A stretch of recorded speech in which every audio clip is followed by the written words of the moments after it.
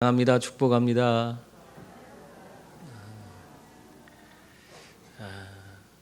사람들이 다른 사람에게서 자신이 생각하는 것과 다른 그런 모습을 보게 되면 그때 사람들은 충격받은 듯이 뭐라고 합니까?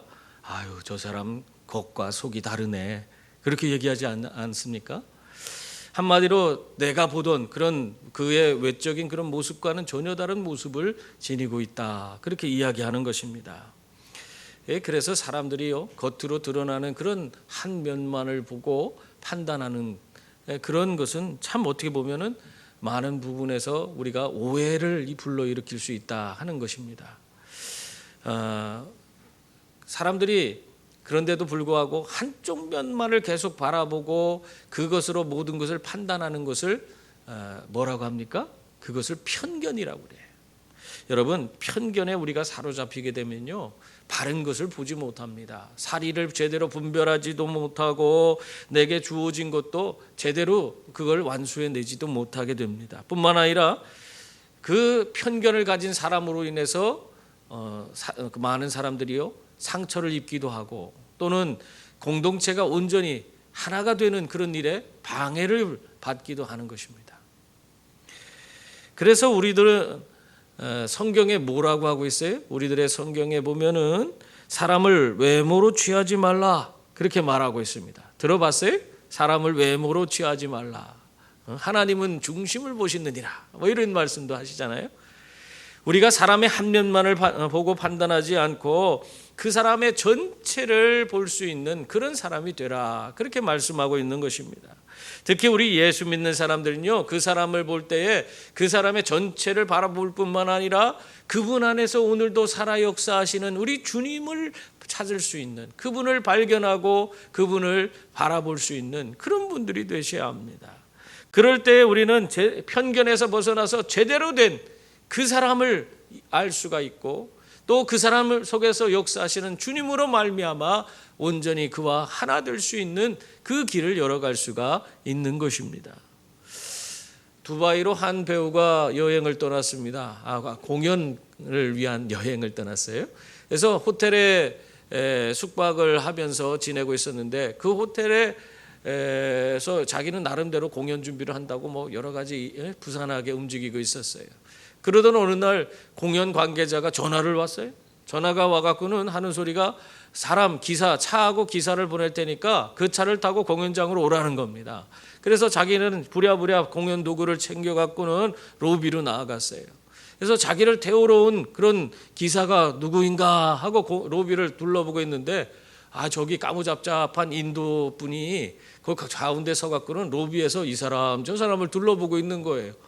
그래서 옳거니 저 사람이구나 그렇게 생각을 하고는 가서 혹시 운전기사 되십니까? 그렇게 물었어요. 그랬더니 이 사람이 자기를 깜짝 놀라는 눈으로 쳐다보면서 아닙니다. 저는 이 호텔의 주인입니다. 그렇게 이야기를 하더래요. 그러니까 이 배우가 너무너무 놀랐어요. 왜 그랬을까요? 이 두바이는 아랍에 있는 사람들, 대부분 아랍에 있는 사람들이 주인이라고 생각했는데 이 사람은 인도 사람인데 인도에서 온 사람이 이 호텔의 주인이라고는 전혀 생각하지 못했어요. 그저 인도에서 돈 벌러 온 사람이려니 생각하고 운전기사 정도는 하겠다 생각하고 가서 운전기사냐고 물어봤는데 호텔 주인이라고 하니까 얼마나 놀랐는지 몰라요. 여러분, 참 우리가 이 편견을 갖고 있으면 이런 여러 가지 잘못을 우리가 행할 수가 있습니다. 이 인도 사람은 그 두바이에서 아랍 사람들이 모든 것을 다 모든 회사나 호텔이나 이런 거에 주인이 되는데 인도 사람은 그냥 그 밑에서 돈 버는 사람 이런 편견을 갖고 있었기 때문에 도대체 인도 사람을 보면서 그 사람이 주인이라고는 생각하지 못한 거 아닙니까? 그래서 그 호텔 주인한테 가서 기사냐고 물어보는 그런 신뢰를 범하였던 것입니다. 여러분, 이것이 그냥 이렇게 그냥 넘어갈 수 있는 상황이지만 그러나 그것이 내 인생에 커다란 그런 문제를 일으킬 수 있는 그런 상황이었다면 이 사람은 자신이 갖고 있던 그 편견으로 인해서 오히려 자기의 인생의 길이 망가지고 여러 가지 문제가 발생했을 수가 있습니다. 그러므로 여러분, 우리가 정말 사람들을 대할 때에 편견의 눈으로 사람을 대하지 마시고 우리 안에 계신 주님의 눈으로 모든 이들을 바라보고 모든 이들과 좋은 관계를 맺어가는 그런 분들이 다 될 수 있기를 바랍니다. 그런데 오늘 말씀해 보면은 이 편견에 사로잡힌 또 한 무리를 발견할 수 있습니다. 바로 유대인들이에요. 예수님은 자신이 하늘에서 내려와 그 여기에 모인 그 모든 무리에게 생명을 주는 그런 생명의 떡이라고 그렇게 말씀하고 있습니다. 예수님께서 그 이야기를 왜 한 거냐면 거기 모인 사람들이 한 사람이라도 더 예수님께 나아가서 예수님이 주시는 구원과 영생과 천국을 누리고 또 이 땅에서부터 정말 그 풍성한 삶의 실체, 하나님과 함께 거하면서 이루어지는 그 풍성한 삶을 누리며 살도록 하게 해주기 위해서 자신을 이렇게 드러내고 있는 거예요. 그런데 그러한 예수님의 마음을 이해하지 못하고 거기 있던 유대인들은 뭐라고 그래요? 자기가 하늘에서 내려온 떡이라 하심으로 유대인들이 예수에 대하여 수군거려 이르되 이는 요셉의 아들 예수가 아니냐? 그 부모를 우리가 아는데 자기가 지금 어찌하여 하늘에서 내려왔다 하느냐? 이렇게 말하고 있는 겁니다. 이 뭐라고 하는 거예요? 이들이 저 예수는 우리 동네 사람 아니냐? 그 부모를 우리가 너무나 잘 알고 그 형제들도 다 아는데 어떻게 자기가 하늘에서 내려와서 모든 사람에게 생명을 주는 떡이라고 그렇게 얘기할 수 있느냐? 말도 안 되는 것이다. 예수님의 그런 어떤 예수님의 그런 인간적인 배경과 세속적인 그런 기준을 가지고 예수님을 바라보고 평가하다 보니까 편견에 사로잡혀서 예수님이 그들에게 구원을 줄 수 있는 메시아라는 사실을 보지 못하고 있는 겁니다. 그래서 이들은 예수님께 나아가지 못하는, 오히려 예수님을 배척하는 그런 자들이 되고 말았어요. 여러분, 만약에 거기에 모였던 그 유대인들이 예수님을 제대로 알지 못하고 그 예수님이 예수님의 부모님에 대해서 모르고 그 형제 자매들에 대해서 모르고 있었다면 아마 예수님 앞에 더 가까이 나아갈 수 있었을 거예요. 그래서 전국 복음 듣고 예수님이 그에게 베풀어 주시는 구원의 은혜를 덧입을 수 있는 그런 사람이 됐을 수도 있을 것입니다. 그런데 그들은 예수님에 대한 그런 배경을 너무 잘 안다는 그런 편견에 사로잡혀서 결국엔 예수님께 나아가지 못하고 구원받지 못하는 그런 사람들이 되고 말았습니다. 여러분, 오늘 우리들의 모습은 어떻습니까? 우리들이 갖고 있는 이런 이 신앙생활하면서도 많은 선입견과 편견을 갖고 있어요. 그 선입견과 편견 때문에 우리가 정말 하나님 앞에 나아가는 그 길이 막혀 있는 경우가 얼마나 많은지 몰라요. 여러분 나름대로 하나님께서 여러분을 부르셨을 때 어떻게 합니까? 그 부름에 대해서 내가 원하는 수준이면은 내가 그것을 감당하지만은 내가 원하는 크기가 아닌 내 수준을 벗어나는 일이라면 그 일은 난 못합니다 하면서 그냥 그 일에 대해서 지레짐작하고 포기해버리는 그런 모습을 보이고 있지는 않습니까? 신앙생활하는 것도 자기 나름대로 원칙을 세워갖고는 나는 여기까지는 할 수 있어도 그 이상은 안 해. 내 시간을 여기까지는 들여도 그 이상은 안 해. 그러면서 자기 나름대로 하나님 앞에 신앙생활하는 것도 자기 나름대로 그냥 자기 생각에 사로잡혀서 그렇게 행동하고 있지는 않습니까? 하나님께서 우리 인생의 주인이세요. 내 모든 것을 다스리시는 분이십니다. 그런데도 불구하고 주님이 내 삶에 오셔서 나를 들어서 나를 사용하겠다 하면은 그것이 무슨 큰일이나 되는 것처럼 그 일에 나는 못합니다. 우리가 얼마나 여기까지는 되지만 그 이상 나는 할 수 없습니다 하면서 주님께서 나를 사용하지 못하도록 스스로가 제약하는 경우가 얼마나 많습니까? 그래서 우리는 하나님을 경험하지 못하는 경우가 너무나 많은 거예요.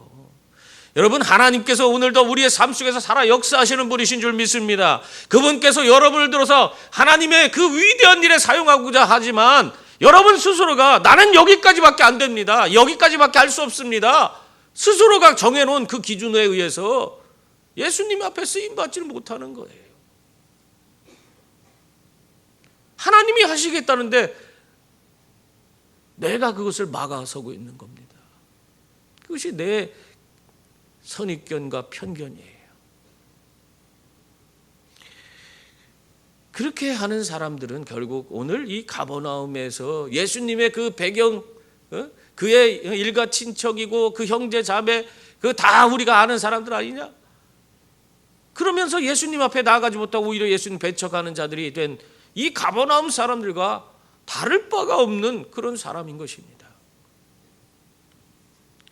이러한 모습을 보이고 있는 유대인들에게 예수님이 뭐라고 하셨어요?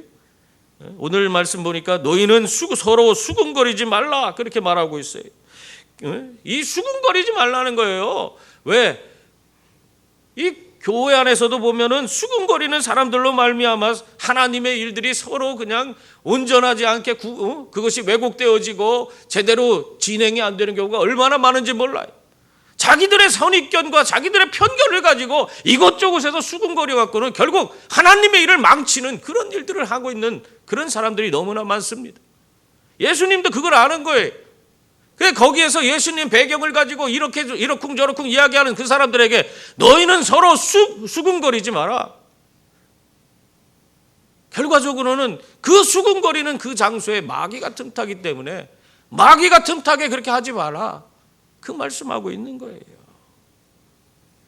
그리고 나서 44절에 보니까 예수님이 이렇게 말씀합니다. 나를 보내신 아버지께서 이끌지 아니하시면 아무도 내게 올 수 없으니 오는 그를 내가 마지막 날에 다시 살리리라. 또 45절에 보면 아버지를 듣고 배운 사람마다 내게로 오느니라. 그렇게 말씀하고 있습니다. 여러분 이 말씀 보니까 여러분 여기에서 우리에게 들려주고 싶은 게 뭐예요? 우리들의 구원이 철저히 하나님 아버지의 그 섭리 가운데 진행되어지는 하나님의 주권적인 영역에서 이루어지는 것이라는 사실을 우리에게 보여주고 있는 거예요. 내가 뭘 했다고 해서 구원받는 게 아니라 아버지께서 나를 이끌어 주셔야지만이, 예수께로 이끌어 주셔야지만이 우리는 예수 믿고 구원받고 영생 얻는 그런 삶을 살 수 있다는 거예요. 내가 그냥 구원받고 싶다고 해서 구원받아지는 게 아니라는 사실을 말하고 있는 것입니다. 철저히 하나님의 주권적 영역에서 우리의 구원이 이루어진다는 사실을 말씀하고 있는 것입니다. 오늘 말씀에서 하나님께서 선택하신 그 사람만이 우리의 구원이시요 진리이신 예수님께 나오는 것입니다. 특히 오늘 이 말씀에서 뭘 얘기하고 있냐면 아버지께 듣고 배운 사람, 그런 표현을 사용합니다. 아버지께 듣고 배운 사람들이 예수님께 나아가는 사람들이라는 거예요. 여러분 아버지께 듣고 배운 사람이 어떤 사람입니까? 지금 이 유태인들을 가리켜서 얘기하는 건데 유태인들은 이미 하나님의 말씀을 듣고 있습니다. 그 말씀을 다 배웠습니다. 그리고 그랬는데도 불구하고 그들의 삶에는 하나님 말씀대로 실천하는 그 실천이 일어나지 않고 있었다는 것입니다. 유대인들은 하나님의 말씀을 듣기는 들었지만 그것으로 끝나는 거예요. 더 이상 거기서 발전하는 모습이 없습니다. 다시 말하면 이러한 것에 대해서 바클레이라고 하는 주석가가 해석을 하는데 뭐라고 하고 있냐면 듣는 것에는 여러 가지가 있는데 그중에 유대인에게는 듣고 습득하는 그런 듣는 것이 그런 듣는 방법 그런 것이 빠졌다. 그렇게 이야기를 하고 있어요. 다시 말하면 이 유대인들은 하나님의 말씀을 늘 들었지만 그 하나님의 말씀을 직접 자신의 삶에 실천함으로 그 말씀을 제대로 배운 사람들이 없다. 그 말을 하고 있는 것입니다.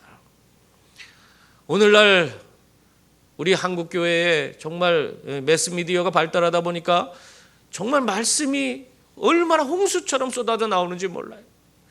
우리가 정말 좋은 말씀들, 내가 원하는 말씀, 내가 듣기 좋은 말씀들을 이곳저곳에서 찾아서 들으면서 거기서 은혜 받기도 하고 거기서 많은 것을 우리가 배우고 알아갑니다. 근데 그 말씀을 다 듣고 실제로 자신의 삶에서 실천하는 사람은 얼마나 되고 있습니까? 하나님의 말씀이 홍수처럼 쏟아져 나오면 뭐합니까?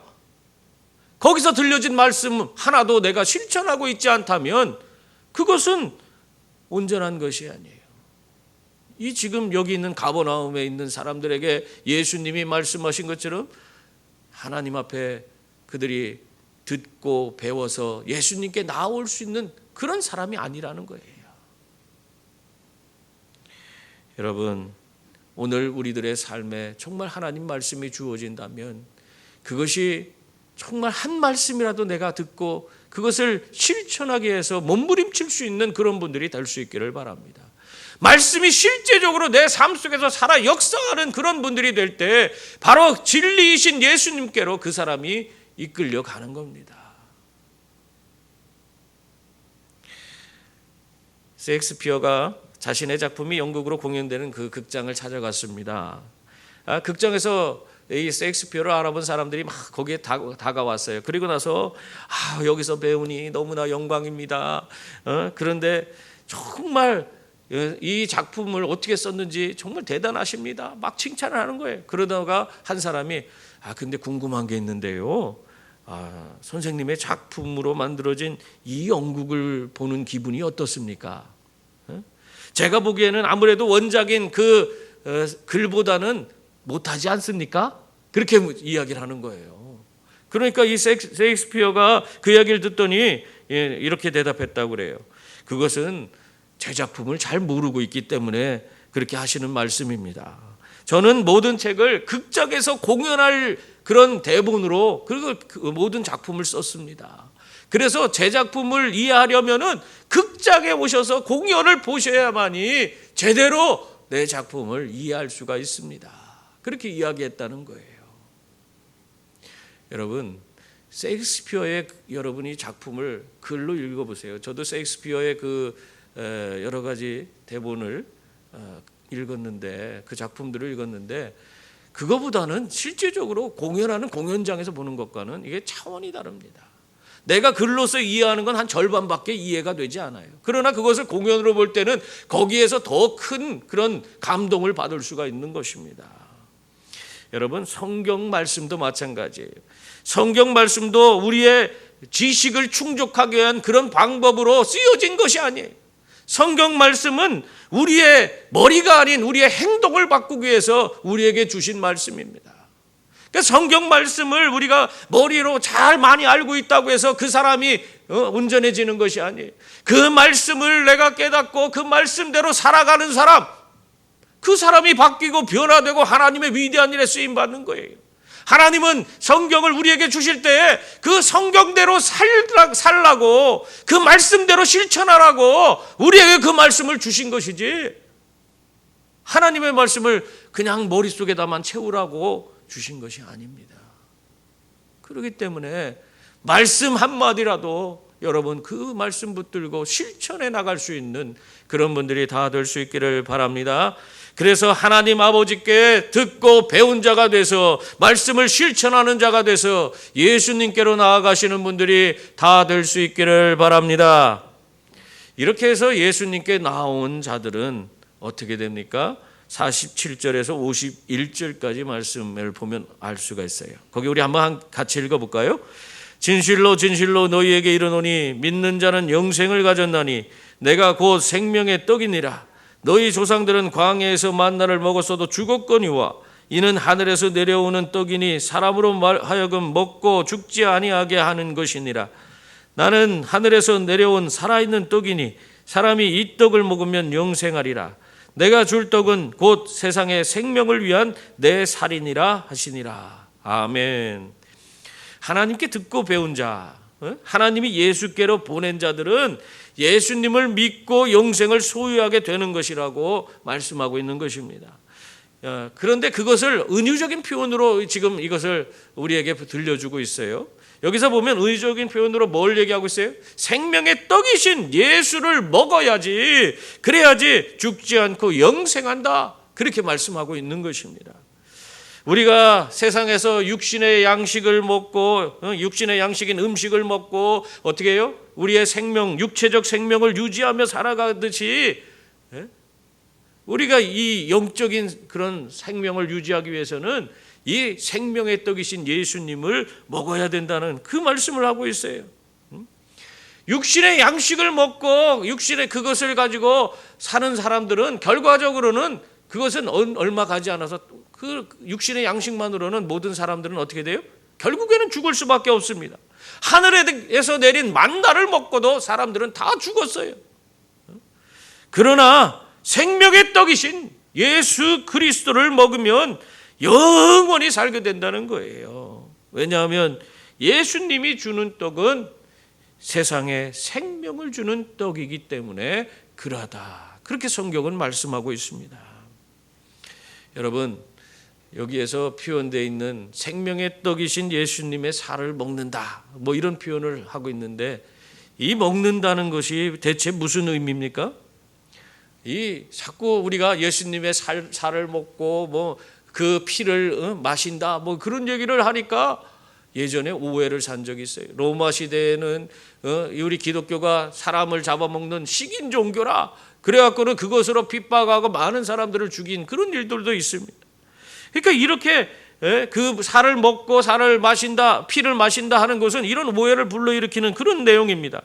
그런데 사실 여기서 말하고 있는 예수님의 살과 피를 먹는다는 것은 한마디로 예수님을 자신의 삶의 일부로 받아들인다는 그 표현을 하고 있는 거예요.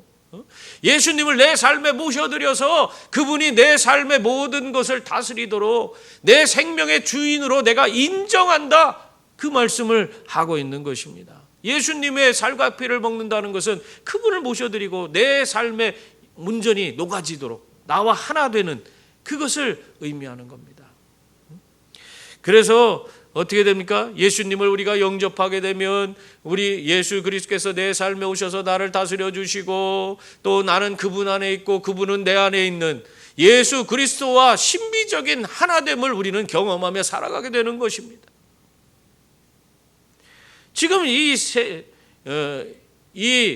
예수 그리스도의 살을 먹는다는 이 표현, 먹는다는 것이 바로 그렇게 온전한 하나됨의 의미를 담고 있는 것입니다.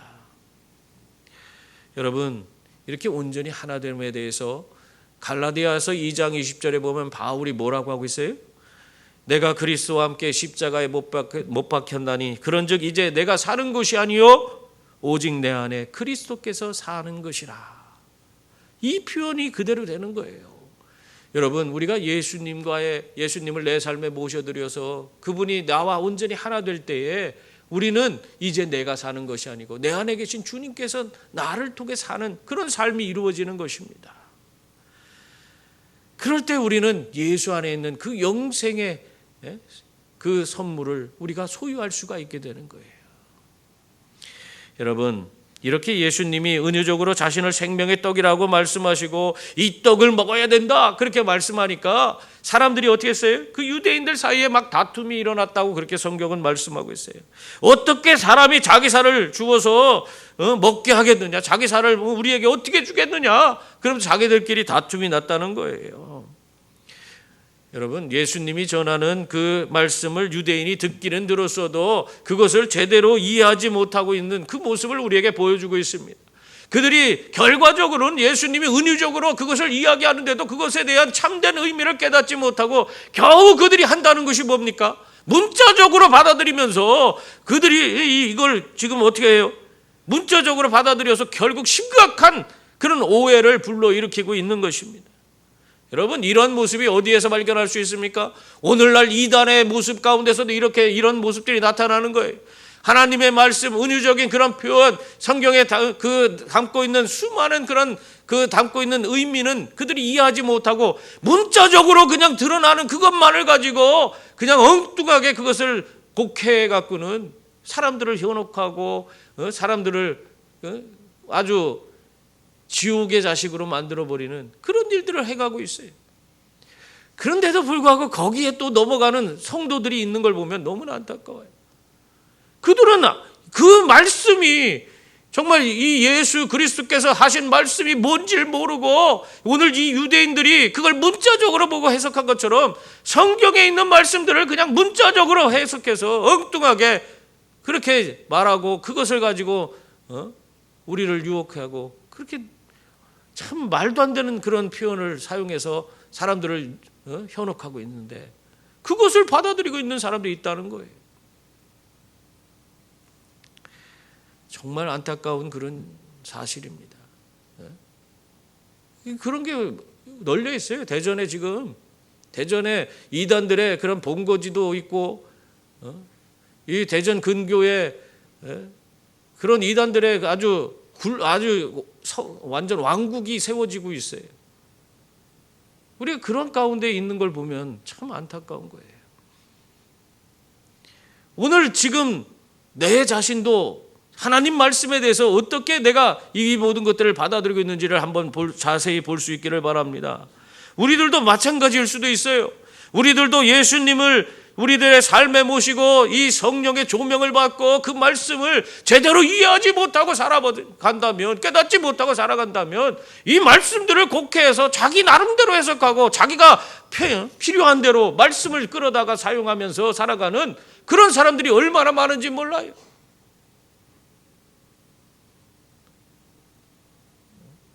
이단이 멀리 있는 게 아니에요. 그것도 이단이에요. 그러므로 언제나 성령 충만 받으시고 예수님을 여러분의 삶의 중심에 모시고 살아갈 수 있기를 바랍니다. 그래서 바른 진리 가운데서 구원과 영생과 천국의 길로 나아가는 그런 분들이 다 될 수 있기를 바랍니다. 어떻게 자기 살을 주어서 우리를 먹게 하겠느냐 하는 그런 유대인들의 소리에 오늘 예수님은 뭐라고 하셨어요?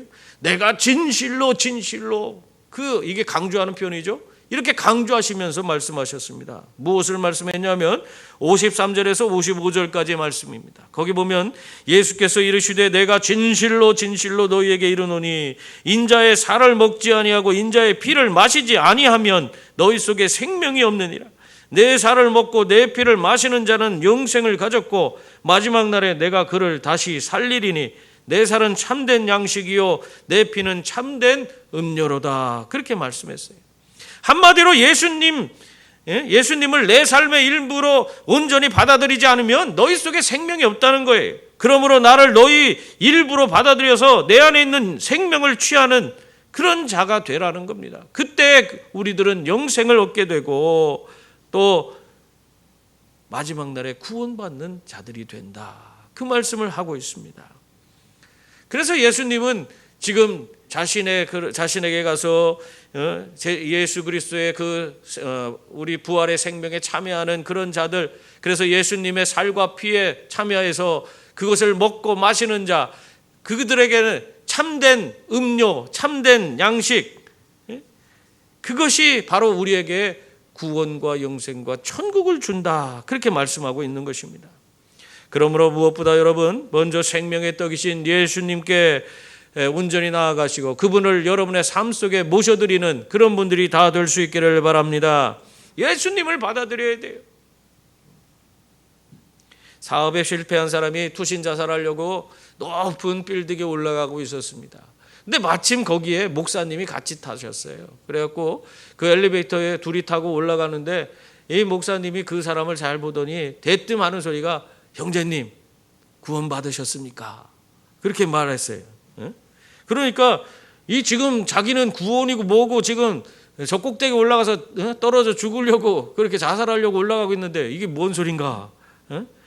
그 얘기를 듣고 잠시 그 죽으려고 하는 사람이 생각에 잠겼어요. 그러다가 목사님한테 얘기를 했습니다. 목사님, 저는 지금 천국에서 너무나 먼 거리에 떨어져 있습니다. 그렇게 이야기를 했어요. 그러니까 목사님이 아닙니다. 구원과 천국은 형제님을 위해서 언제나 예비되어 있습니다. 그렇게 얘기를 하는 거예요.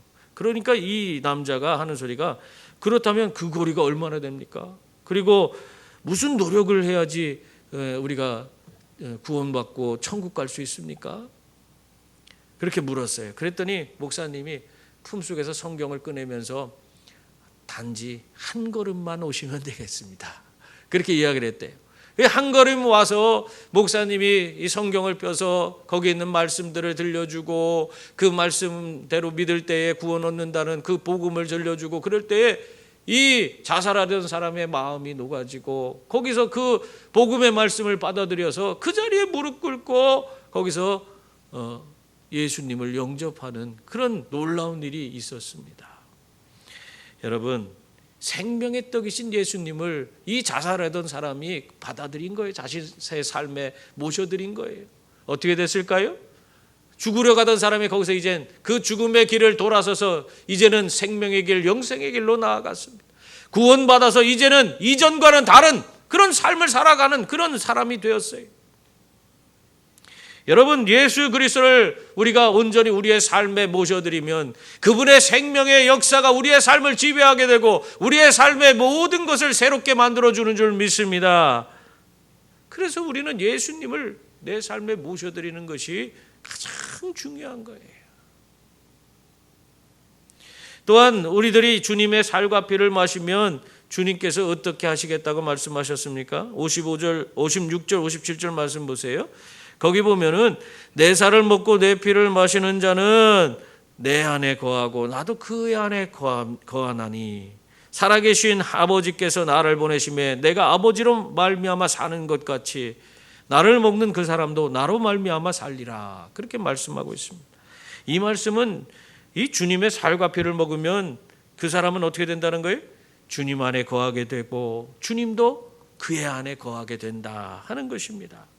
여러분, 내가 주님을 온전히 모셔드리는 것, 살과 피를 먹는다는 건 뭐라고 했어요? 그분이 내 삶에 받아들여서 내 삶의 온전히 일부가 되게 하는 거예요. 그분이 내 안에서 사시도록 하는 겁니다. 그렇게 되면은 내가 그분 안에 거하고 그분이 내 안에 거하여서 우리는 그분과 늘 동행하는 삶을 사는 거예요. 여러분, 예수님과 동행하는 그런 삶을 살게 되면은 예수님께서 우리의 삶에 힘과 능력을 공급해 주시는 줄 믿습니다.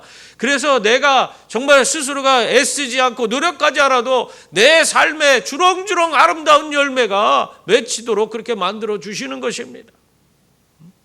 이러한 것에 대해서 좀 더 자세하게 기록한 그런 부분이 어디입니까? 요한복음 15장에 나오는 거예요. 거기다 보면 포도나무와 가지의 비유를 들어주고 있어요. 여러분, 가지가 자신이 스스로가 아름다운 열매를 맺는 그런 비결이 무엇입니까? 그냥 원줄기에 붙어 있으면 돼. 줄기에 붙여서 원줄기가 공급해주는 영양분을 받으면은 가지는 저절로 아름다운 잎을 내고 열매가 주렁주렁 맺히게 되는 거예요. 스스로가 노력할 필요가 없어요. 가지가 원줄기에 붙어 있기만 하면 되는 거예요.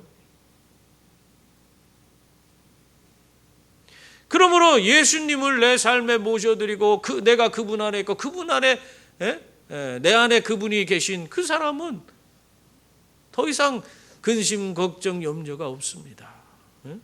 내 안에 계신 주님께서 나를 인도해 주시기 때문에 근심하고 걱정하고 염려하는 그런 삶에서 벗어날 수 있는 거예요. 주님이 계시기 때문에, 주님이 내 삶을 인도해 주시기 때문에. 여러분, 성령 충만이라는 것이 이러한 상태를 말하는 겁니다. 내가 주님 안에 있고 주님이 내 안에 있는 것. 그래서 정말 내 모든 삶을 주님께서 이끌어 주시고 인도해 주시는 그 상태가 되는 것을 성령 충만이라고 합니다. 무슨 특별한 그런 뜨거운 그런 체험, 무슨 그런 것을 바라지 마세요. 성령 충만은 여러분의 삶에 주님이 오셔서 여러분의 모든 것을 다스리는 상태가 될 때 그것을 성령 충만이라고 하는 거예요. 그럴 때 하나님이 여러분에게 힘 주시고 능력 주시고 여러분을 통해서 하나님의 위대한 일들을 펼쳐나가는 거예요. 하나님의 뜻이 여러분을 통해서 이루어지며 이 땅이 새로워지는 것을 여러분이 볼 수 있게 되는 것입니다. 그것이 성령 충만이에요.